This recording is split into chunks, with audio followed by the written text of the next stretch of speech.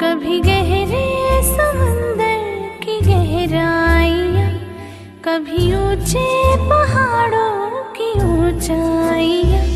तू है अम्बा की छाया में आया मितवा, मेरे कण कण में कोकण समाया मितवा।